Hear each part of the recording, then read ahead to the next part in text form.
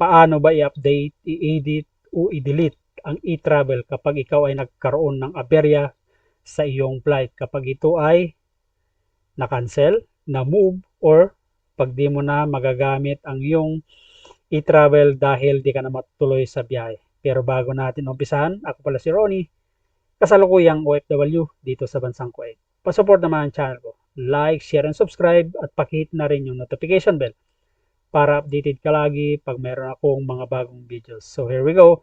Kapag tayo ay kumukuha ng ating e-travel, ay kung meron ka nang naka-download na application sa iyong mobile, ay pwede ka nang dumiretso doon. Pero pag wala naman, ay punta ka lang sa Google kung gamit mo ay yung cellphone or laptop. So ang gawin mo lang ay i-type lang natin yung etravel.gov.ph, enter natin. So ito yung lalabas, tapos mag-sign in tayo. So which is nakasave na yung aking username at saka password, ay maglalagin na lang ako. So pagkatapos maglagin, ito na yung lalabas. Makikita ko yung information dito. Actually, kahit na meron kang nagawa ng succeeding e-travel, ay pwede ka rin gumawa pa uli ng panibago. Ito siya, i-click mo lang to, new e-travel declaration. Okay, so ganun pa rin, siyempre mamimili ka kung para sa'yo or for other member. Okay, so the same thing kung arrival or departure. Tapos i-continue mo lang. Pero dahil mayroon na tayong succeeding na e-travel di natin nagamit, ay nandito, scroll down lang natin sa baba at makikita natin. Dito, makikita mo dito na pwede mo siyang view, manage. Dito, para sa kung ma-edit mo siya, or kapag di mo na talagang gagamitin, ay gusto mo nang i-delete, ay ito lang yung pipindutin mo. Pero punta muna tayo dito sa may view and manage. Okay, so click lang natin yan. Ito, lalabas na yung ating information, makikita mo dito. Tapos kung gusto mo siya talagang i-edit, scroll down mo lang siya pababa, nandito yung mga information natin, makikita natin. Tapos dito sa baba, mayroon kang pagpipilian, edit o close. So i-try natin tong edit. So okay, so ito na, sabi ko, ito na yung information. Kung mayroong pagbabago na sa iyong e-travel, ay ito yung gawin mo. So ako kasi dapat uwi ako, kaso di ako natuloy, then dahil nga nagkaroon ng aberya, kaya talagang di na talaga ako tuloy na nagbakasyon sa Pilipinas, kaya nag-local leave na lang ako. So andito yung mga information na i-enter ko before.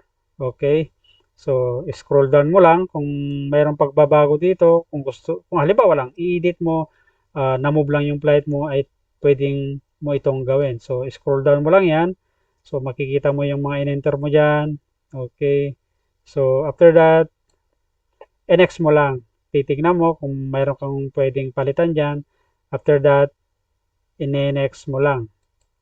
Okay, so tapos dito, makikita mo rin talaga yung parang uulitin mo lang siya, kaso nga lang mag-update ka kung nabago na yung flight, at kung ano-ano pa. So next mo lang, basahin mo na isa-isa.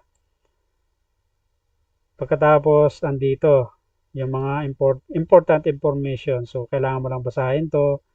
Okay, so scroll down mo lang siya. Pagkatapos dito na yan. So ganun pa rin yung proseso. Do you have a baggage or currency to declare? Okay, so halimbawa, yes, of course, dahil mayroon tayong bagahe. So ito na siya.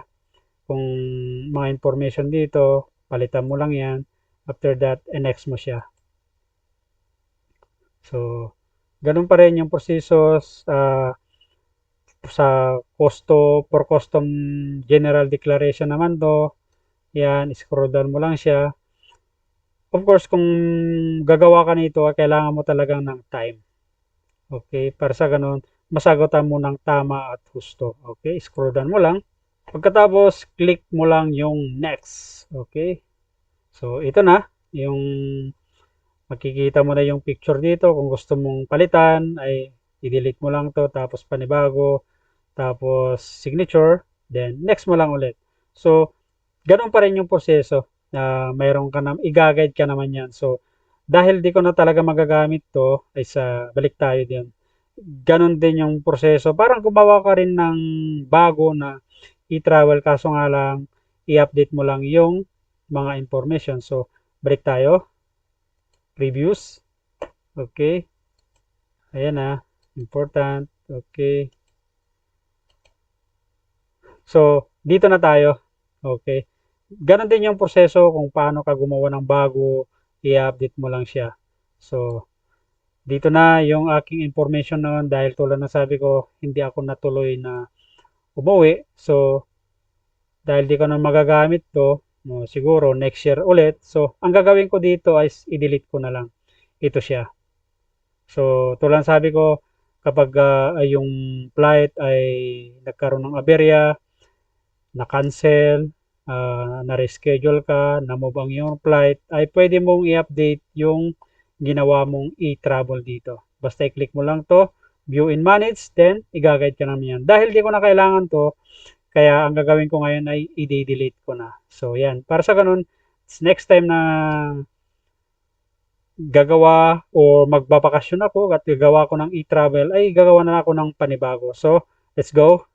I-try natin, i-delete to dahil ito yung sa akin talaga. I-delete natin kung mawawala na talaga yung ginawa kong e-travel dati. Dahil ito na sabi ko, di ako natuloy magbakasyon. Okay, so i-delete natin to.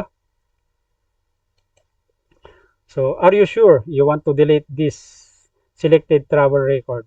Okay, dahil di ko na magagamit at saka siguro pag umuwi ako, iba na naman yung sasakyan kong eroplano kasi hindi na pare-parehas yung flight, di ba? At saka yung date. So, i-click lang natin yung yes. So, yan na. Ganun lang kasimple.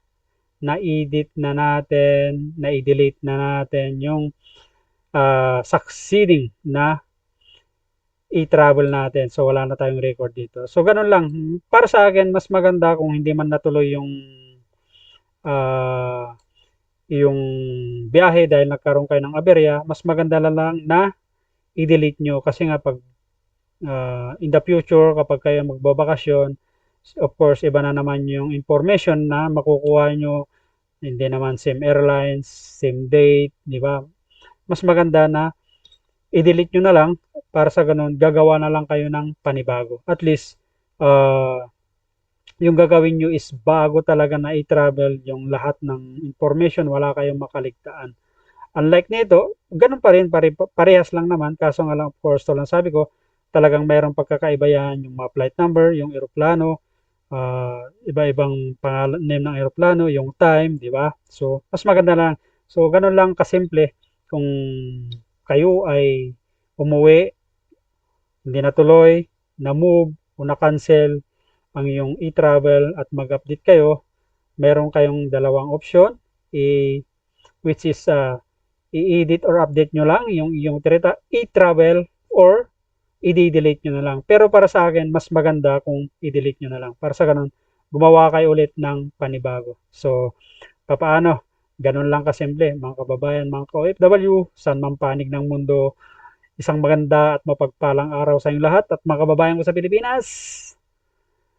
Ingat kayo palagi at maraming salamat sa iyong pagsama. Have a nice and great day to all of you at kita-kits sa mga sunod kong mga videos.